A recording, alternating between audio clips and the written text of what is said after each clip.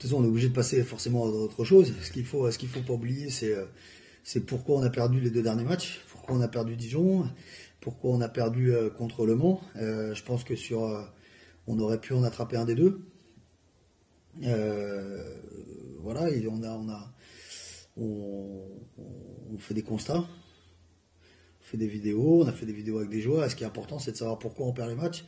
C'est de se connaître et de comprendre comment on peut se donner des chances de gagner des matchs. Et ça, j'espère que tout le monde l'a bien compris. Après la séance vidéo qu'on a pu faire lundi, qui a été très longue, la remise en cause de notre investissement défensif, qui clairement a été très faible.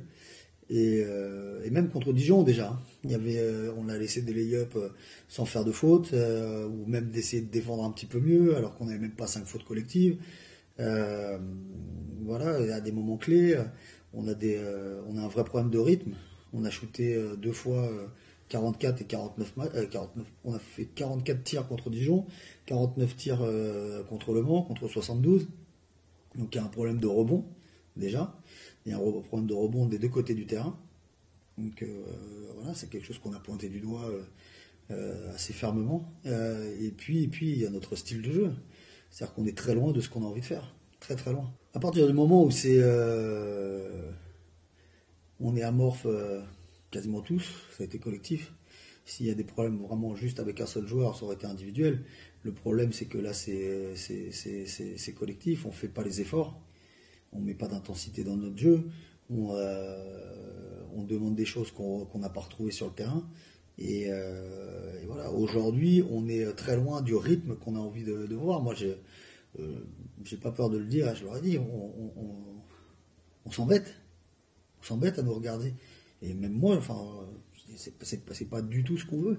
Il faut qu'on arrive à faire les efforts des 2 côtés du terrain, que ce soit en attaque, en défense, qu'on aille vite, qu'on joue vite, qu'on a un problème de rythme, un problème d'agressivité. Il faut qu'on ait l'envie d'aller gagner les matchs. Là, sur les 2 derniers, bon, ok, il y a quelques faits de jeu, mais je pense qu'on n'a pas montré la détermination nécessaire pour aller les chercher, alors que c'était des matchs importants. Aujourd'hui, on se retrouve à aller jouer à Monaco.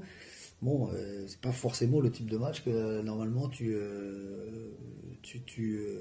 coches dans une saison. Là, enfin, même si tu joues tous les matchs pour les gagner, on te dit à le faire un coup.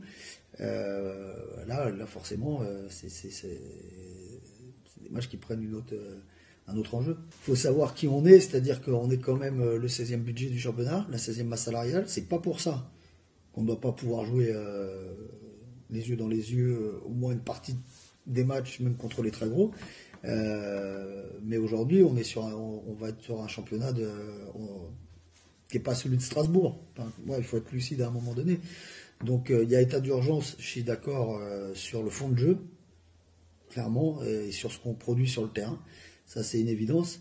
Maintenant, c'est pas une défaite contre Monaco qui va te plomber un championnat. Ce qui te plombe, c'est des défaites contre Dijon à la maison, ou Le Mans, ou 2 d'affilée à la maison comme ça. Ça, oui. Mais l'état d'urgence, quand tu es 16e budget du championnat, je pense pas. Il faut aussi être serein. C'est une équipe clairement avec quasi que des joueurs d'Euroleague, des joueurs qui ont été internationaux, ou qui le sont encore. Un meneur de jeu qui a été le meneur de jeu de Cholet sur les grandes années avec Herman Kunter, qui a été un meneur de jeu qui a joué pour le Panathinaikos, qui a un bagage énorme. Donc déjà, il y a un très fort meneur de jeu en face. Il y a des joueurs comme Jamal Schuler, on connaît, pareil, c'est un joueur d'Euroleague. Serge Gladir, international ukrainien, joueur qui est rompu aux joutes européennes.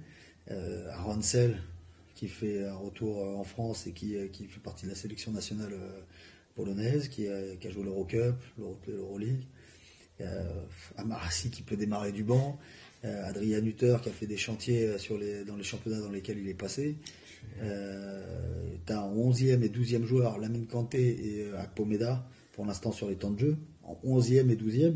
bon, ça te situe le niveau individuel de cette équipe. T'as le petit Ouattara, voilà, qui lui, on va dire, c'est un petit peu la surprise, mais bon, il avait déjà fait une très belle saison l'année dernière en Pro B.